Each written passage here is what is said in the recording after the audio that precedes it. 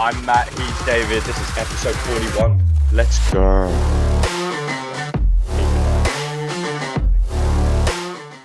Matt, New Zealand is coming up quick. Yeah, good thing I planned my immigration stuff. I just sorted that out ASAP, so that was brilliant. Are you serious? Yeah. Wait, yeah, what do you It's not need? good. Do you need a visa to go over there, right? Do you? Yeah. So I'm on a tourist visa because I'm getting no benefit from the club essentially. So I'm not getting paid. I'm not getting help with accommodation. Because if I did, then I'm on a working visa, which takes like 2 weeks to apply for. Hmm. So yeah, I'm not getting anything really. Just Um, usual S&C things. Yeah, mate, no surprise there. I saw a job, by the way, Red Roses, England Rugby, sports scientist, £25,000. Imagine That's working for England Rugby and getting £25,000. it's mental, isn't it? That's actually crazy. So I'm at Sevenoaks School, and the gym instructors there just got a 6% increase. So now one of the gym instructors is on 26 grand. So more How does that make sense? than what you'd be making if you were working for England Rugby. An international, like, anyways, Surface anyways. level, that's actually nuts, isn't it? It's mental. Like how are you in an international sport and you're getting less than Yeah, that is crazy. that?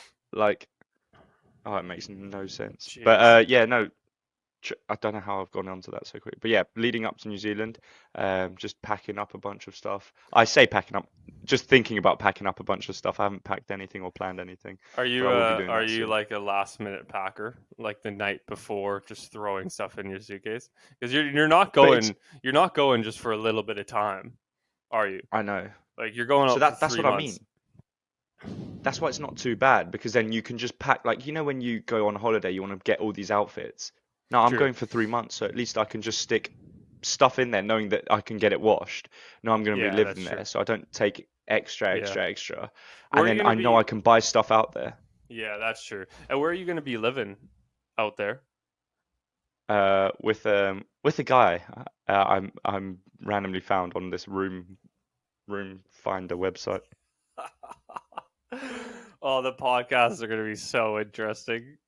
It's just gonna be Mate. stories of you and your weird roommate and what's been going on. Whoa, he might be a nice guy, David. Stop trying to get me in trouble. Oh, that's Um, hilarious. but yeah, no, and That's then gonna be an experience. it's been hectic times. I've got a bunch of testing that I've been doing with the rugby boys as pre-season started last week. Um, so we've done a bit of CMJ testing, single leg, right leg testing, just to check if there's any asymmetry. We did a Bronco, and I'm comparing that to last year's Bronco scores. Bronco. Then, yeah, so it's like 20 meters. It's like a shuttle, Okay. 1,200 meter shuffle. So I need to work out their max 1,200 meters shuffle. You're shuttle. getting them to shuttle for a kilometer. Yeah. Well, it's 20 meters back, 40 meters back, 60 meters back, and they have to do it 5 times. Jeez. Yeah. So got that, and then from then I'm going to work out their maximal aerobic speed to then feed in some tempos that they can do while I'm in New Zealand. So I'm still going to be on top of things. I'm not going to be skipping out. Yeah. How did you figure Um, out? How did you figure out what you wanted to test? well, I sort of looked at all the performance indicators that make up rugby. So obviously the standards, you got back squat 1RM, bench press 1RM, but I used a 1RM calculator. I don't want the lads just going out for one big one, because some of them are old boys. So I just used their like a little calculator to work it out of their 5 rep max or 3 rep max. Then CMJ, we used a jump mat. We didn't have the fancy little Loughborough metal ones that are just, oh, look at me. And then I did left legs, right leg, hoping to do FMS. We got an FMS screening that we've done, and And then doing speed, we got some light gates. So we're going 10 meters, 20 meters, 40 meters light gates, and then agility to finish it off. So just a range of different things. And from then, I will be creating a little Z score to show how they compare to the best scores in the group and the average scores in the group. Mm. Uh, but yeah, so got a lot of stuff, but it's difficult for timing wise because we've only got a select time during the day, and I'm trying to get all these lads. I've got a little van. I'll post a picture of the setup here. There you go. Back to it. Never left. And I've got a little setup in the van, but the van's facing away from where everyone's walking in. So I'm in the back of the van and I'm just trying to peer through the back, just be like, Newey, get here. Come on, come round. And I just have to quickly do it. But the lad's like, oh, mate, can we just get warm? Can we? I'm like, yeah, get warm and then come back. And then I lose them because they all just run off and hide. Hide in the rugby field. And then I got to set up the Broncos. So then I'm busy setting up. So then I miss a couple of lads. So yeah, just missing little bits of data, but it's getting through. Have you got like more testing days to do? Yeah, so I've got next week we're doing speed and agility. Okay. Ideally, like that's one of the difficult instances that National League Rugby or Championship or National League Rugby faces. Just there is scope to do so much testing. It is ideal to do a lot of testing for screening, movement purposes, injury risk purposes, and just to see if they're physiologically there or if anything's lacking or standing out. And it just gives them like a nice physical profile every year or every time we do a testing thing. But ideally, we'd have like a whole set hour and 30 minutes where we could just do testing, go through and have all this data. But some lads don't make it to that training session on that day because they've got work. Some lads, I've got to set up other things, so I can't do it. We don't have an hour and 30 minutes because the coaches want to focus on rugby. It makes it really difficult. So what I'm trying to do is just get there early, set up everything. So as soon as the boys arrive, I can just get them going, you know? Yeah. Oh, that's interesting. Yeah, because usually in a professional setup, they'd be there every day. So you could take... And they have to. Yeah. Yeah, and they're there for more than, an hour and a half. And if it's professional, they don't have as much going on and maybe outside, so they're okay staying for 5 minutes extra. For these because it's their only job. Yeah. And even though they've got kids, that's their job. So whereas these guys have one job. Yeah. Kids and all that. Yeah. But that's interesting. So has it been going good though, or have you had to I don't know, you had like your main plan that you wanted to do and you had to change things around? Or do you think that there's like, do you have like a list of priorities or like, these are the non-negotiable things that I really want to get done? And these are the things that would be really nice to have. But if I need to cut something, I'm going to slice it off or... So that's ever changing really. So I remember being in one of the lectures and we went through how to conduct a proper testing day. You don't obviously start with the Bronco and then do everything else. You start with the sort of low level movement, then like low level plyos, then you go into sort of speed and agility, and then towards the end you obviously finish with the Bronco. And ideally that's the way I'd like to do it, but obviously you can't. So then I thought, okay, if I'm asking them to do a CMJ, left leg single leg jump and right leg single leg jump isn't as important. But because they're already here, I can just get them doing that straight after. So then that sort of comes as a package that I was able to do last week. A counter movement jump, because with the jump mats already set up, they're already there doing one big jump. So then I'm like, okay, look, just stay after and then do this. So I can do that. So even though the single leg jumps aren't as important, I can package it with the CMJ as quickly as possible and utilize that time effectively. Speed is like a non-negotiable. So I will be doing that. I just need to say, I think it's just utilizing the time. So say if I get there the same time as all the other boys get there, then I've missed about 10 minutes worth of, I'm going to be setting up and trying to make sure everything works. If I've got there and as soon as they get to the field, they do their own little warm up, they do some stuff, then we're into sprints. There you go. I can fire through, just do 2 times and then it only takes 10 minutes, around about that. Then I've got agility to set up, but I wouldn't be able to do that on the same day. I'd have to set it up on the Thursday training. Right. And then what's good is I can sort of use that as a way to train speed, if you get me. So like before I'll do drills and then those 10, 20, 40 meter flying ones. That will be it. For the speed part element, I can do speed drills before that. So you just got to utilize it effectively and understand, like at the end of the day, you're one part of a big chain, one link of one big chain, and you don't want to disrupt that chain. So nothing's going to go perfect. You just got to put your ego aside and put all your data, little fantasies aside, and just get as much as possible and continue rolling with it. Yeah. Like, it's not going to be as accurate. I can't do like, okay, lads, we're in the same conditions for everyone. No one's under bigger fatigue. I can't do that because that's ridiculous. Some boys are going to come in extra fatigue because they're working carpentry or doing up a house, than others who have been at uni because they're younger. Or, like even some of them were like a bit fatigued at the end of the session. And I was like, look, I haven't done your CMJ. You're not going to be here next week. This is the only time I can do it. It's bad data to compare yourself to other people, but when we're doing the left leg, right leg, single leg jumps, I'm only comparing it to yourself, so there is a benefit there. So swings and roundabouts, you got to move on. Yeah, that's interesting. How's it been? Right, sorry, what's?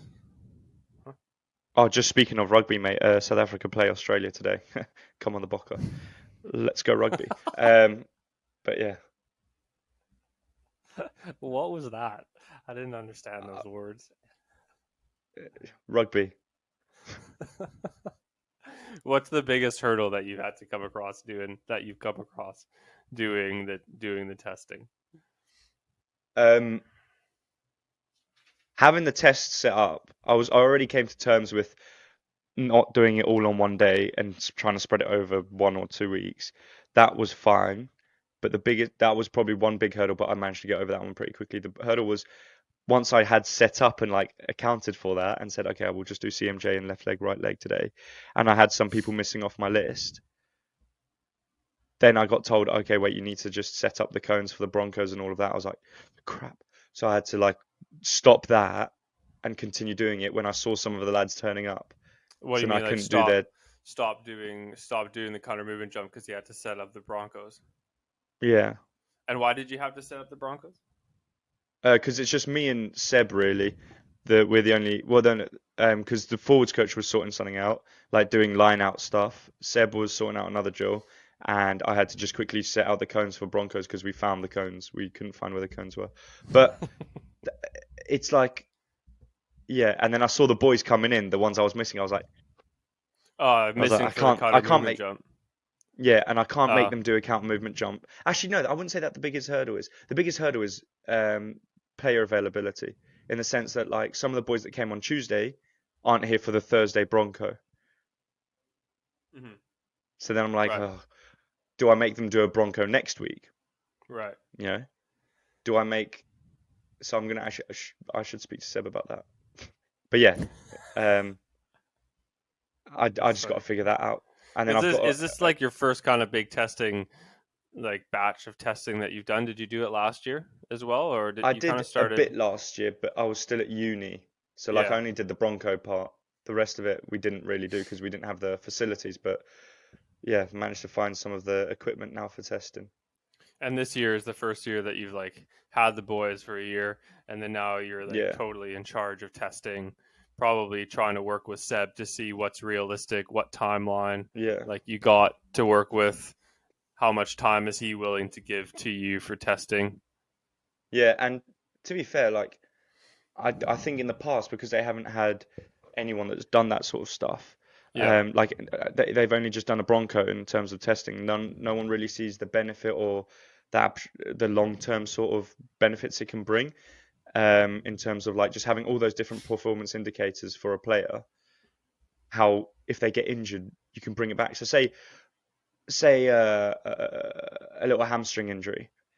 Yeah, obviously you can use sprints and all of that, but then we can compare them to their old 505 agility when they're obviously back to their finals, like final stages of rehab, where they're running and sprinting effectively. We can see how their change of direction is under load, if their hamstring can manage that, and how much muscle or how much power they've lost when translating to a 505. So little things like that, they don't have that sort of benefit in a sense.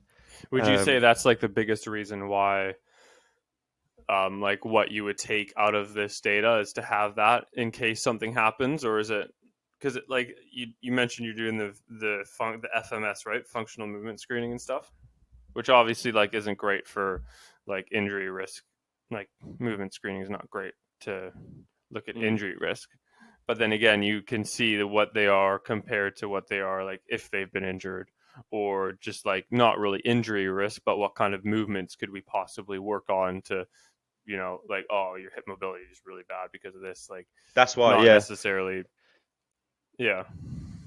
And it also Not necessarily gives me maybe sort like of like a little, injury risk thing, but yeah, it gives me like go trend ahead. lines in the sense of like some Yeah. of the boys when they're doing like a forwards, that a lot of line out lifters, their shoulder mobility, I'd like to see how, compare all the like second rows or all the props, the forwards essentially, when they're lifting. I'd love to have them all next to each other when they're doing like an overhead squat and see if there's a trend line, or all of these lads have got really tight their shoulder mobility is terrible, or all of them on a front squat props when they're going down and hip hinging, you know, their hips are tight, and it's like, okay, so then there's a little trend line there. Or if one's outlying, then I'm like, okay, that's fine. I don't need to focus on a whole group thing. I can just speak to him. But so it's also just assessing their movement competency, as well as the other ones, using it as like a baseline for if they do get injured, but also just to see where they're at in comparison to others. Do you get me? So like, say if our 11, yes, he's quick, but his change of direction's much slower than everyone else's, then I'm like, oh, cool. He's bloody brilliant at just getting off the mark, but he can't absorb that force and change direction as quickly as the other people. So that's something we can focus on. Do you get me? So it's just And is a that lot of important different for things. is that important for his position to be able to Yeah, do it's that? important for cutting. Say if someone's done a kick and he's trying to return the kick, in the sense of like he's caught it looking behind and now he needs to quickly assess and then drive off. But obviously that's like so like obviously 505, it's just bang and then you turn and go. So once we've done that, then we'll develop it into a more game situation where we do like little agility What's drills. a 505? So you sprint 5 meters, back turn, go back. Sorry, you sprint 10 meters, you turn and go back 5 meters, but the light gates are set at 5 meters. So you're just going five, rolling five, bang on the cone, turn, and then hit that. So it's a rolling 5 and then a 5 Yeah. from a stop. Oh, okay. Yeah. Interesting. But yeah, and yeah, obviously there's so much more testing you can do, but do you know what I mean? Like in last year we only did a Bronco, and last year we did sprints, but it was with a stopwatch. And how's that? It's not going to be as good or accurate as a light gate. So now you got lighting gates. So you've already taken it like quite up a bit, haven't you? Yeah. And even though there's like so much more that beneficial. you'd love to do, I guess it's just about finding what is reasonable and what, like, because I guess as well, there's no point doing a ton of testing if they're not going to use it as well. Like, you obviously want then your testing that you're doing to actually be used and useful. Otherwise, you're just wasting your time and everyone else's time.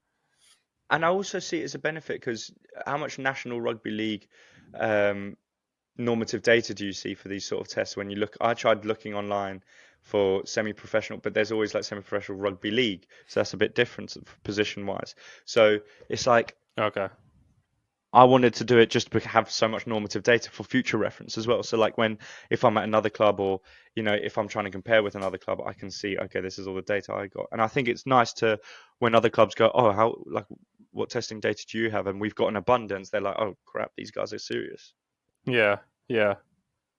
Yeah, and it can definitely help. So how do you go about like talking to Seb to try to get more time, or try to like get him bought into what you're doing? Yeah. Well, Seb's great. Seb's great, as we know from like episode we did with him. One right here. Stop. As we know, he's great, and he's very progressive in the sense that like he wants what's best for the team, and he's open to new ideas because he's not like stuck in his old ways in a way, because he's quite a new. And he's done a PhD as well. He's done a PhD as well, so it helps having like that kind of data-driven background as well. Yeah, massively. So it's like, obviously. Episode 30. It's episode 30 if anyone wants to go listen to our chat with Seb. Nice. Who's worked with England Rugby and who's as a data analyst, right? Yeah. And then now works as a head coach at Tunbridge Studians, whilst also doing research and innovation at England Rugby. So right. Yeah, it's still within the setup. But so the way I went and spoke to him about it, I just said, look, I'd love to do this, and this. Just said outright, gave him everything that I wanted to do, because I know there was going to be some cutbacks. So then I thought, okay, I'll just give him everything, and then he can cut. And he just said, look, which one's vital? And then I said, okay, these ones are vital. And he says, okay, what's the benefit of doing this? Just simple questions. Yeah. And then you just got to pitch your idea to him. And if you can't pitch your idea, then it lets you know that actually there is no point in doing it. So it's very good. Or I haven't done my job properly. Yeah. So it sort of keeps you on your toes. So then instead of just, and I appreciate that a whole lot more than if he just went, yeah, mate, just do it and crack on. Because it lets me actually go, okay, actually, do I need to do this test? No, not really. So I can make these tests do it. And to be fair, if he said all good, imagine if I get there and I've got 50 tests for these rugby boys and they're like, mate, jog on, right? I'm not doing that. Which I've already had with some tests already. So it's have you? Yeah. So one of the boys, I said, can you do an overhead squat for me? He goes, mate, I'm like 40. No, fella, no. And then just walked off. I went, you know what, mate? Fair enough. I'll let this one slide for you, big guy. Fair enough. So what do you do? What do you do then? That's so interesting because that's something I haven't thought about at all. Like at not the top level. Like this isn't everything that they do, and maybe like the coach at that point, maybe at the high level, if a player did that, he'd hear it from the coach and be like, "No, you're doing testing." Like, what do you know? Or they wouldn't even think of doing that. Where these guys, it's like, it's not fun, but it's also more fun than if they're doing it like professionally. So what do you do in that situation? So all the lads take the Bronco seriously, they take the speed seriously, and the CMJ to an extent seriously. But the rest, they'll sort of be like, okay, I'll do it. Like, so it's hard to get the intent there for some of it. But yeah, and if they're half-assing it as well, like that, it's useless then, isn't it? Well, not useless, but it's even harder to kind of draw any information out of. That's the thing. So so what do you do that? Yeah, what do you do with that? So with that, like sort of this level, you've got to, and I said this like S&C coach, and one of my main things that I like to do is just be able to adapt to any given situation. Is it worth me fighting a 40-year-old guy who's, like, is it worth me say, okay, let's give an example. Say there's a rugby player last season that he's probably going to play. I know his movement's not going to be great. Is it worth me just getting him to do a squat when I know he's going to play no matter what? He's hard as nails, so nothing will stop him. Is it worth me just getting him down, doing a swing, even though it will all take well, and he doesn't want to do it? Is it worth me just fighting? Instead, I can just utilize that time to be like, okay, look, that's all good, but can you just do this for me, please? Or can you just do that? And then just negotiating with him. Because I don't want to start the season off, because there's so many different factors. In pro league, in professional, yeah, I don't want to do it, but I'm going to have to do it, and he knows he'll have to do it. But since we're here, it's like, he doesn't really have to do it. But I'd like him to do it. Okay, mate, please do it. No, mate, I'll do something else. Okay, cool, can you do this? And then from there you work on, and then you also build a relationship with that guy because he knows that I know I can adapt to him. I won't take crap, like, in sense of, like, if I'm saying, look, mate, can you just hit high hips when he's doing a movement? He knows he'll do high hips. He'll listen to me because he'll trust me because the respect has gone vice versa. Because I can assess and be like, look, I know what his overhead squat's going to look like, essentially. I don't need to actually make him do it. So then he'll be like, look, thanks, mate. And then from then he can trust me with other things. Right. You get me? Instead of me just being like an asshole and then just saying, oh, no, come on, please do it. Can you do it? No, come on. And just fighting with him. Then other people will see it. And then that could affect, like, something so minor as that could affect like a little shift in the coach player sort of boundary. Or if I go to Seb and I go, Seb, mate, he doesn't want to do it, then that even creates a bigger shift. So you've got to weigh up the different avenues you're going to take. And that one just seems like the best one at the end of the day.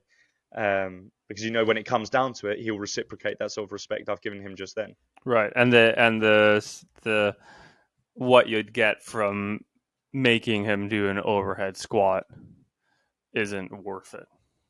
No, because I know what it would look like. You know what it looked like at the end of the day. He's not going to be there for years and years, so that you could actually get like normative data on him for years to come and stuff like that. Yeah. So, do you think it would? Do you think it would be beneficial? Like, would you like the chance to, at the start of the season, at the start of like the preseason, to be able to have a chat with them, where you were like, because would you have like a preseason team meeting where the coach goes, where Seb goes through like, this is what we're doing this year, and also like a big part of that's testing. This is obviously the S&C coach and he's going to talk about the importance of testing, what testing we're going to do, and stuff like that. Yeah, so we did do that. But it wasn't too much reliant on testing. Next year, I'm going to pitch the idea where the physios are in on one day, and I'm in on a Saturday, the day before preseason kicks off, and we do all the testing on that day on a Saturday, and we make it a non-negotiable because that's the testing day. That's when everything will come in, and then we can go for beers after, and it will be a social side. So I'm going to try to pitch that next year. But look, what about pitching it like so? Do you have a team meeting before anything even happens, or not really? Yeah. Where then in that team meeting you talk about the testing that's going to happen and like why it's important and like what value they would get from it. Yeah, 100%. So we did that, and but stuff changes, you know, like one conversation on a Thursday, you get round to next Tuesday's training and the mindset's already shifted from that because one of the lads has just spent the whole day on a 26 degree sun, trying on the roof of some house. His mentality is going to change from that Thursday because he's bloody sunburnt, he's exhausted, he's tired, he's been lifting things overhead the whole day. He does not want to do an overhead squat, or he does not want to do CMJ on that day. He'll do it another day, you know. So then it's like, okay, cool. Yeah. So it's literally like even if he sees the importance of it, he's like, I don't care. Yeah, I'm exhausted. And some of these boys, at the end of the day, they're not pro. Like they are. Some of them are getting paid, and they're here to play rugby. Do you know what I mean? Like even though the testing's a benefit, their mindset is, look, I'm playing rugby. I'm exhausted. I've just finished work. I've got kids that have just been keeping me up because they're still in that boundary where the kids are probably just still really young, because they're still like only in their 30s. So it's very difficult to be like, no, but look, you promised at the start. You'll be like, mate, my hips are, you know, like I am dead. And I'm like, okay, yeah, fair. But they're all pretty good. I haven't had any instances like that. But if there were, that's how I'd react in a way. I'd be like, okay, look, so we'll save that for another day or something, you know? Because it's flexible, because I don't want to be the guy that's just, you know, some S&C coach who's being a nose and the keynote that's taking it so serious to the extent where I start breaking relationships before the season's even bloody started, because then that's just even more detrimental to getting just a one CMJ jump on that day. Yeah. The club's in tatters, everything's on fire, and I'm stood there with my jump mat like, please, mate, just jump. You're happy because you got your CMJ. The clubhouse is burning down. Everyone hates everyone. Yeah. You're happy though. Hey, I got all my counter movement jumps. I'm good. Packing up my car, I'm like, yeah, baby. Putting the data, and I've got like Dangerous Woman by Ariana going, Dangerous Woman. And I'm there like this, yeah. Yeah.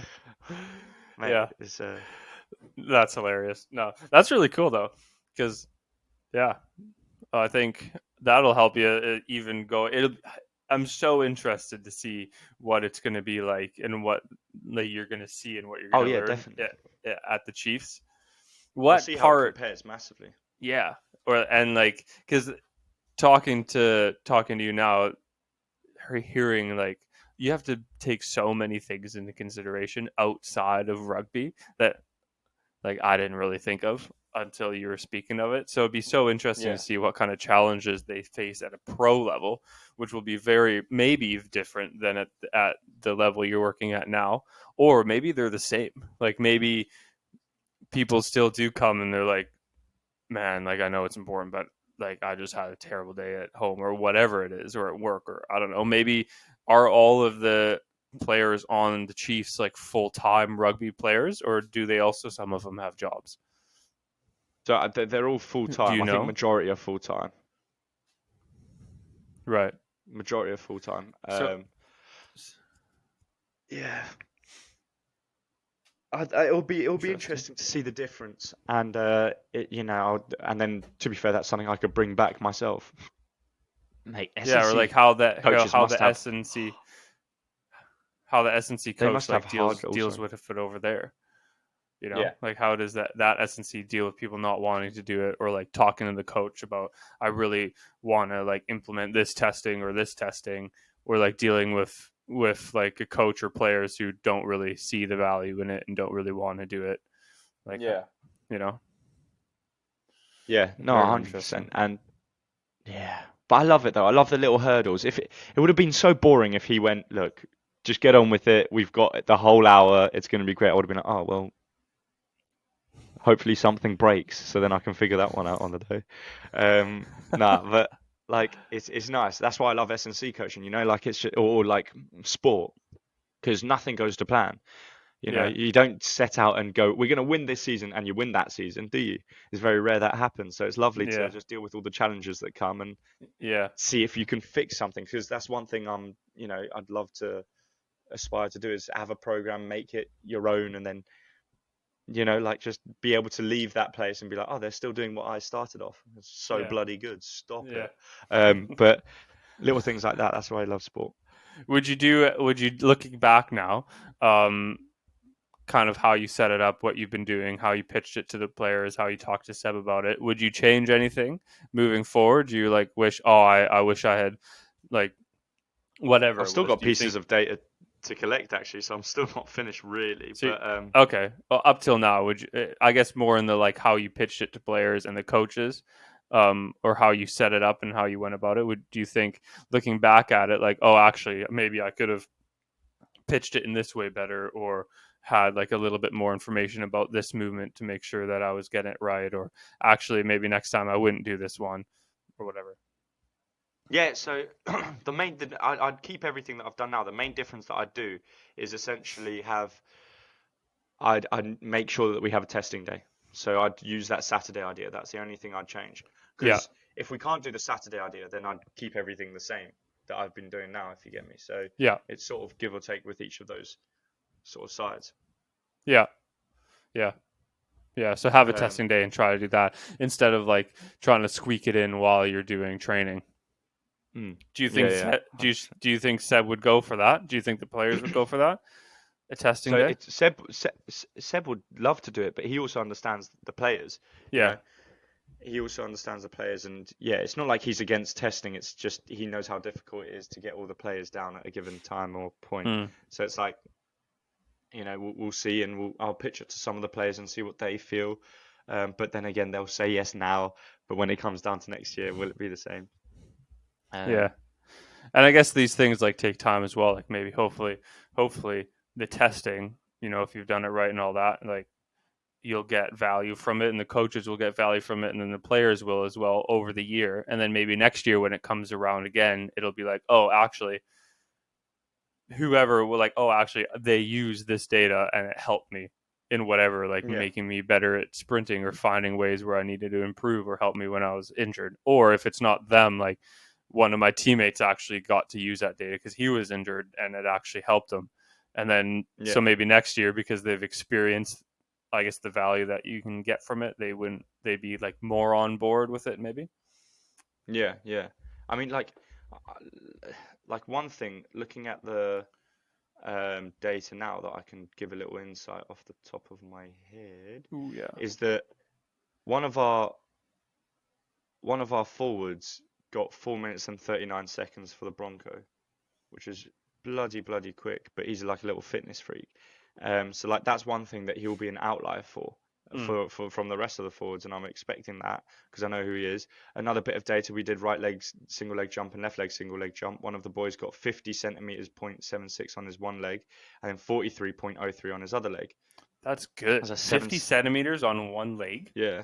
Jeez. And then what's it? But that's a 7 centimeter difference, Mm. on that, whereas others got 1 centimeter difference, and then one of the boys got 73.15 centimeters for his counter movement jump, and he's a winger. He's a winger, so that's to be expected. And to be fair, one of the coaches got 60.14. He weighs like I think he said 120 kilograms, and he's 6'7", so that's Holy decent. smokes. That's a big effort from the boy. Um, but yeah, no, and then one guy, even though he smashed the Bronco, he got the quickest time for the Bronco. He got 55.12 centimeters on a single leg counter movement jump. Not single leg, just a counter movement jump. So it's like Mm. it's going to be fun once I get all this data together and then highlight where they're lacking or where their weaknesses Yeah. compared I to guess their it's up strength. I guess it's up to you, isn't it, to like to then use the data in a way that gives them value from it so that they see it. Yeah. You just need to, like, during the year, speak about how whatever you're doing came from the testing as much as possible. Well, they'll know the You know what Bronco I mean? will be. The sort of the tempo running will definitely come from the Broncos, so they'll see that, and then the sprint testing I can just use that to compare and all of that stuff. It'll be good. But yeah, so like Whey or nay testing, I'd say that's a way. You got to go testing, baby. But what Whey? Yeah. We had another Whey or nay, didn't we, David? We did, yeah. We'll finish it off with a Whey or nay. That was great, though. That was really interesting to listen to the testing stuff, like what you've learned, how you did it, like the challenges you faced. I'm so interested to see how that goes over the year, and then see what you learn in New Zealand of like the differences or like things that you would maybe. I wonder if after looking at New Zealand and learning from there, if you come back and be like, actually next year I would do it a little bit different, or like pitch it differently, or you know. Yeah, so, yeah. No, that's really cool. And yeah. What were you gonna say? I was just going to say that like it's weird because even though I knew I was going to speak about testing today, I didn't know I was going to go that in depth, or I had the ability to go that in depth because I didn't really reflect until now about all of that stuff. So it is important to reflect, like I always say. Yeah, yeah. I think it's pretty cool though when we do chat about stuff, because like you said, we think like, oh yeah, it'll just be like a really quick chat. I'll just talk about this, and then all of a sudden, like, we start talking about it. It's like, oh yeah, but then this happened, and this actually this is why I did it, or I wonder about that, you know? Yeah. And then it's 40 minutes later, and we haven't even got to anything else. True. Yeah. True. Go. Right. What's Whey the or nay of the week. So whey or nay, squats and deadlifts are the only core exercise you need. Whey or nay, Matt? Nay. Nay. Nay, he says. Nay. Nay, he says. All right, expand on that. Actually, because I feel like it you can say it depends, but I feel like in more instances where it depends, it's a nay than a way. Do you get me? Yeah. Because an athlete would not be doing deadlifts in order to build up their core, because in order to do you know what I mean? Like in order to be deadlift, like how many high level athletes do you see deadlifting, doing a sumo or a strict deadlift? No, they're busy doing other exercises. Do you get me? Like I wouldn't be. And I wonder how heavy you'd have to go for deadlifts and squat as well to make it. That's what I mean. Yeah, it's tough though, because like for deadlift was, I think, over 75% of your max is when you start to automatically Valsalva. I think it is. So like for anyone who doesn't know, that's like when you brace by breathing into your stomach and bearing down. Oh, David, that made me lightheaded. I did not enjoy that. Yeah, I think it's like 70%. So like, how high or how hard heavy do you need to squat for it to actually be a good core exercise? And then, do you know what I mean? And then, like, say a rugby lad or say like an American football player or rugby lad, would you get them going really heavy on a back squat during like an in season when their lower back's already ruined, right? You wouldn't, because you wouldn't be making them doing a deadlift, would you? You wouldn't make a rugby player or someone do a deadlift, because that just puts immense stress on their back. So then they just do a core exercise at the end of a superset. Do you know what I mean? Yeah. But what about like, so that's for athletes. What about just regular kind of people who want to get athletically in shape? Yeah, so say if like you got some power lifters or that just going into or someone trying to get into shape, or just like general fitness. Yeah. I'd say there's no point, because why would you go? You could still do deadlifts and back squat, and you can go really heavy, but then you can supplement it later with a little quick ab core exercise, which would actually do, instead of getting 30. So let's say it's a 90-10% split. So you're getting 10% of core whilst doing 100% of a deadlift, right? So that 90% is going straight into the lower back and all that. Instead of having 10% of a core, just do a bloody whole, like a little core bit at the end where you can get 100% core out of it. You get me? Yeah. Like there is. It's like Do you know what I mean? Mm-hmm. I think I would agree. I think like core deadlifts, squats, farmers carries, things where like single hand farmers carries where you're off balance, where it's trying to pull you in one direction, or like single leg RDLs, really great for the core.